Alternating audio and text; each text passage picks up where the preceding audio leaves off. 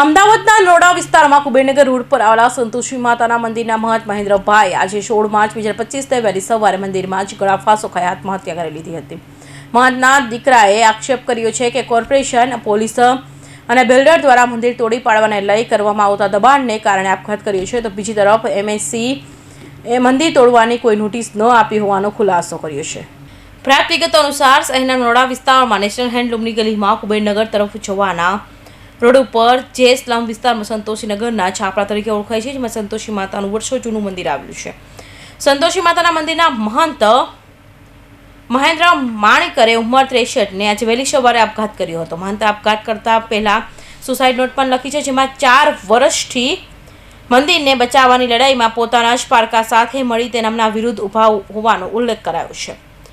આ મામલે હાલ પોલીસ અકસ્માતમાં મોત નોંધી તપાસ શરૂ કરી છે। મંદિરના પૂજારી મૃતક મહેન્દ્રભાઈએ મંદિર તોડવાને લઈ કેટલાય વાક્યો લખેલા બેનર અને પોસ્ટર પણ પોતાના મંદિરમાં લગાવ્યા હતા। 5 વર્ષથી મારા પપ્પાને મેન્ટલી ટોર્ચર કરતા હતા કોર્પોરેશન, બિલ્ડર, અમુક પોલીસવાળા, અને પપ્પાને બહુ મેન્ટલી ટોર્ચર કરતા હતા। એટલે પપ્પાએ છેલ્લે કેટલા સમયથી અમે એમના જોડે નોટિસો અમારા અહીંથી અમે લખીને આપી અમારી વેદના કે આ મંદિર ના તોડો, આ મંદિર આસ્થાનું કેન્દ્ર છે। અમારે સૌથી વધારે જો બિલ્ડરનો દબાવ હતો।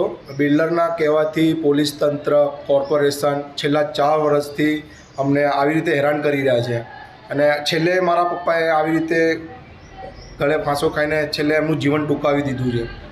અને આની અંદર જે બી બધું છે એ બધા બિલ્ડરના કહેવાથી જ એના હિસાબથી જ બધું આ ચાલી રહ્યું છે। એના હાથે એમને સુસાઇડ નોટ પણ લખ્યું છે, અને મારા પપ્પા જતા રહ્યા છે તો વાંધો નહીં, પણ હવે જે થવાનું હશે એ ભગવાનના રીતે અમે જોઈ લઈશું।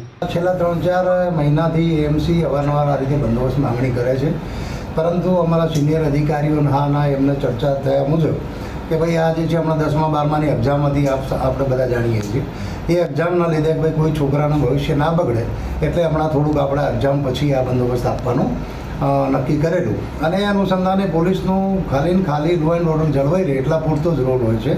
હવે પરિવાર શું આક્ષેપો કરે છે કે શું નથી એના સાથે વધુ, કારણ કે AMC માંગણી કરે, ઓલ ઓવર અમદાવાદમાં જ્યારે ડિમોલિશનની કામગીરી ચાલતી હોય છે ત્યારે AMC તરફથી કાયદેસર માંગણી કરવામાં આવે છે બંદોબસ્ત, અને એ આધારે પોલીસ બંદોબસ્ત આપવામાં આવતો હોય છે। અને પોલીસનું ફક્ત લો એન્ડ ઓર્ડર સાચવવાની જે છે એ કામગીરી હોય છે, એમાં કોઈને ધમકાવવા કે ડરાવવા કે પોલીસનું એવું કંઈ કામ હોતું। આ મામલે કોર્ટ મેટર ચાલતી હોવા છતાં પણ દબાણ કરવામાં આવતું હતું, ખાસ કરીને બિલ્ડર દ્વારા દબાણ કરવામાં આવતું હતું। બિલ્ડર કહેવાથી પોલીસ અને કોર્પોરેશન દ્વારા છેલ્લા 4 વર્ષથી હેરાન પરેશાન કરાતા હતા। બિલ્ડરના કહેવાથી થયું છે અને તેમના હાથે તેઓએ સુસાઇડ નોટ લખી છે। છેવટે કંટાળીને મારા પિતાએ આપઘાત કરી લીધો છે, પરંતુ હવે આ લડત લડીશ। આ જગ્યા છારા સમાજના સંત અને સંતીઓને છે। છારા સમાજના માન સન્માનની ભૂમિ છે, જેનું રક્ષણ છારા સમાજે કરવાનું છે। મારી માલ મિલકત, પત્ની અને દીકરીને ત્રણેય સરખે ભાગે વહેંચી આપજો એવી પ્રાર્થના કરું છું। પરિવારના તમામ લોકોને તેઓ દ્વારા ઉલ્લેખ કરીને તેમને સાચવવાની વાતમાં સુસાઇડ નોટમાં લખવામાં આવી છે। ત્યારબાદ સૌને અંતિમ રામ રામ લખ્યું છે। કૌશિક પટેલનો report, Hind TV news, Surat.